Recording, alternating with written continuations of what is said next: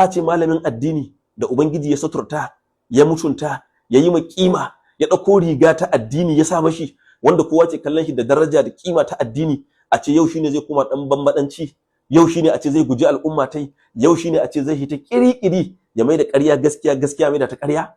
Anya yana tunanin cewa duk al'ummar da ke wurin nan ba za su ɗauke shi cewa shi mace amana wani makareci ne. So yana tabbatar maka duk mutumin da ka hito yau kace duk wanda ya ce ana shan wahala a Najeriya ƙarya kake, ina tabbatar maka cewa duk wanda kake faɗi wannan magana gaban shi ya san kai makareci ne, kuma ya san kai azzalimi ne, kuma ya san kai mai san zuciya ne. Duk cikin mutum 10 da ke da kai a Najeriya mutum 6 wahala suke sha.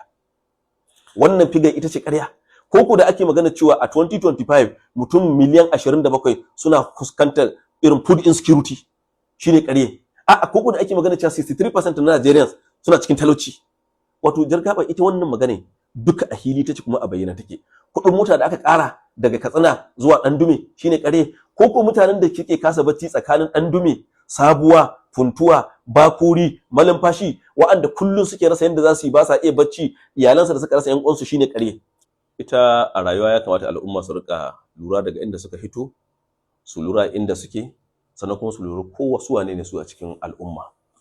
Al'umma ta kasu kashi daban-daban. Zaka ga akwai mutanen da Allah ya musu riguna ta hanyoyi daban-daban, ya musu sutura, ya musu mutunci, ya musu kima da bangarori daban-daban. Amma duk mutumin da ya gane yake ganin cewa shi wannan wurin da Allah ya aje shi yake ganin bai ishe shi ba, bai wadatar da shi ba, sai ya hita yayi bambadanci, ya mai da ƙarya gaskiya, mai da gaskiya ƙarya, yayi hadanci, yayi tumasanci, to ina tabbatar maka da cewa wannan mutumin ya zalunci kanshi. Me kake nufi da wannan? Akwai tashin hankali kwarai jargaba a ce yau malamin addini ya fito ya ce wai duk mutumin da ya ce nan kasai ana wahala ƙarya yake yi. To jargaba me ya ƙare? Al'umma da ba sa iya zuwa gona su je su yi noma? Ko kiwo da ya gagara a arewacin Najeriya shine ƙarya? Ko ɗaruran mutane da 'yan bindiga suka kama su suka kasa biyan kuɗin fansa har suka mutu wajen 'yan bindiga shine ƙarya? A'a, kuɗin fetur da ake sha naira 1,200 zuwa 1,300 shine ƙarya? Ko kuɗin wutar lantarki da ake ƙarawa babu gaira babu dalilin shine ƙarya? A'a, mai ɗaukar albashi da zai ɗauki albashin shi ya shiga kasuwa ya kasa sayan abincin da zai mai wata da shi da iyalin shi shine ƙarya? Menene ƙarya? Jargaba. To ba ganin ila yana ganin ila mutane suna samun sauki rayuwa shi yasa ila ya ga cewar ware wannan magana, ko kuma ila kuna ganin suna shan wuya. Ai jargaba wannan magana abu hili take ai duk mutumin da yake ya rayu a jihar Katsina, duk mutumin da ke rayu a jihar Katsina, kai ko su shugabannin suna faɗin cewa al'umma suna shan wahala amma a ƙara haƙuri saboda policies ne, amma nan gaba za a aurore. Sai kai saboda tumasanci, saboda bambadanci, saboda san gwada na iya, kuma abun ban haushi, abun ban takeici a ce kai kana malamin addini kuma har kana da wata kujera. Shin wannan kujerar da ka dauke da ita yanzu, shin kana kallon cewa dubara ka da wayanka ne suka baka kujerar, ba Allah ya dauko ta ya baka ba? Shi wanda ya dauki kujerar ya baka, wani irin hadanci kai mashi, wani irin bambadanci kai mashi? Yanzu duk wannan bai maka ba. A ce malamin addini da ubangiji ya suturta ya mutunta ya yi kima ya dauko riga ta addini ya sa mashi, wanda kowa ke kallon shi da daraja da kima ta addini, a ce yau shine zai koma dan bambadanci, yau shine a ce zai guji al'umma tai, yau shine a ce zai hita kiri-kiri ya mai da ƙarya gaskiya mai da ta ƙarya. Anya yana tunanin cewa duk al'ummar da ke wurin nan ba za su dauke shi cewa shi mace amana wani makareci ne. So yana tabbatar maka duk mutumin da ka hito yau kace duk wanda ya ce ana shan wahala a Najeriya ƙarya kake, ina tabbatar maka cewa duk wanda kake faɗi wannan magana gaban shi ya san kai makareci ne, kuma ya san kai azzalimi ne, kuma ya san kai mai san zuciya ne. Kamar ba ka ganin tunda rahotanni sun nuna shi malamin jami'a ne, kuma har yana bada misali cewar malaman jami'ar da suke suna lokaci sai dai su ga alert a ce daga Tinubu ne suka bada tabbacin cewa daga su da iyalinsu ma duk Tinubu za su zaba. Wannan kawai ko duk wanda ya ji wannan ya san kawai san zuciya ne.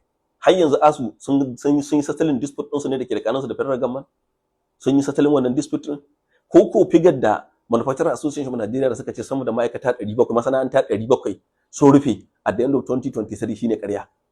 A'a, shin da suka yi magana cewa dala da ake saye tsakanin naira 1,400 har ta kai naira 1,500 ita ce ƙarya? A'a, kuma idan kana wannan magana, shin figures ɗin da World Bank suka hidda na cewa poverty level, mutanen da ke rayuwa below poverty line a Najeriya a 2024 suka ce 61%, almost 140 million mutane. A 2026 nan da ake magana suka ce 63%, wanda abinda ake magana in maka gwari duk cikin mutum 10 da ke da kai a Najeriya mutum 6 wahala suke sha. Wannan figure ita ce ƙarya. Ko da ake magana cewa a 2025 mutum miliyan 27 suna fuskantar irin food insecurity shine ƙarye. A'a ko da ake magana cewa 63% na Nigerians suna cikin talauci.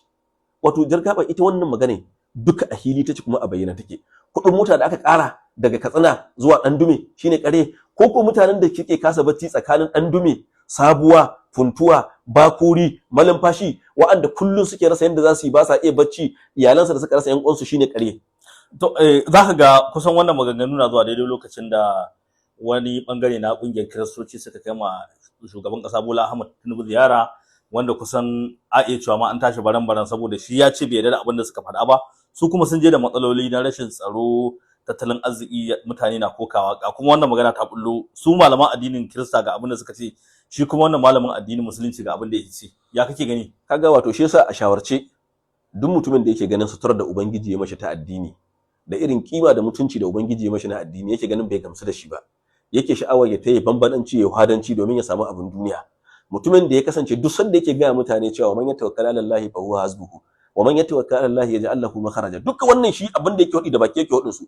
To a shawarance saboda mutunta addinin da kimanta addinin da daraja addinin shine a shawarce ya cire rigar addini ya aje ta gefe guda, ya dawo hilin fagen yan siyasa ya ci gaba da siyasa. Saboda ya tabbatar maka ko yan siyasa akwai wanda ba za su iya fita su haɗi maka waɗannan maganganun da ake faɗi ba. Kaga su waɗancan, kaga yanzu idan ka ɗauki wannan comparison ɗin ka ɗauko wancan ka ɗauko wannan, kaga me kake son ka gwada min malaman addinin mu kenan? Saboda a shawarce shine malaman addinin da suke ganin cewa su a halin da suka samu kansu da mutuncin da Ubangiji ya musu da kimar da ya musu ba su kamsu da ita ba, suna ganin dole sai sun ƙara jawo ma kansu wata kima ko wani mutunci na daban. To a shawarce shine su fita cikin riga addini, saboda sai su kyale addini ya zauna lafiya. Saboda idan wani ya zo mai da martani ya kiyaye haƙƙin addini, to su sani cewa akwai kuma wanda zai zo mai da martani shi ba zai iya kiyaye haƙƙin addini ba, zai hada ya masu jagame ne tsakanin su da addinin duka, ya hada su gaba ki ɗaya wanke sai masu wankin babban barko. Kuma ya kamata mu gane cewa duk wani mutunci da wata kima da wata daraja da mutum ya nema wanda ta fitar daga cikin cycle din addini, kuma wanda ta yi hitar daga cikin cycle din dokokin Allah da manzon Allah sallallahu alaihi wasallam, to mutum ya sani cewa halakar da kanshi kawai yake yi. Matsayinka na shugaban kungiyar mutanen arewacin Najeriya, ƙarshe menene sakonka gare su? Wato shine mutane su sani cewa siyasa za ta wuce. Duk wani shakenci da kai, duk wani zudda mutunci da kai, duk wata tabara da kai, duk wata ƙarya da kai, ka sani cewa dai siyasa za ta wuce. Kuma in ta wuce ba dole sai ka ci riba wannan ƙararrakin da ka zo kana yi ma al'umma ba. So da ka gwamma mutum ya tsaya tsakani ya tana cewa ana iya kahin a gama siyasan nan yana iya kuma ga mahaliccin shi. Bayan an gama siyasa yana iya kuma ga mahaliccin shi. Dole ne mutane su koyi siyasa mai tsafta.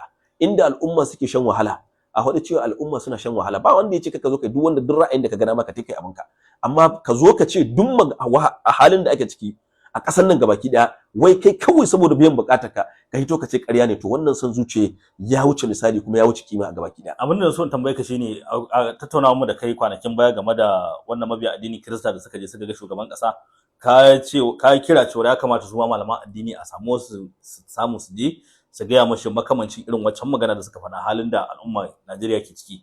Yanzu kamar wannan malamin da kake magana, idan irin su aka ce su je su gurfana ga shugaban ƙasa, kake ga abin da ya kasance? Ba wanda zai tura shi ba ma wanda yake wakilta, sai dai wakilci kanshi. Saboda matsalar da ke duk mutumin da ya sauka sabga a turba ta Allah, ya sauka a turba ta manzo Allah sallallahu alaihi wasallam, to ina kuma zaka tura shi wakilce ka?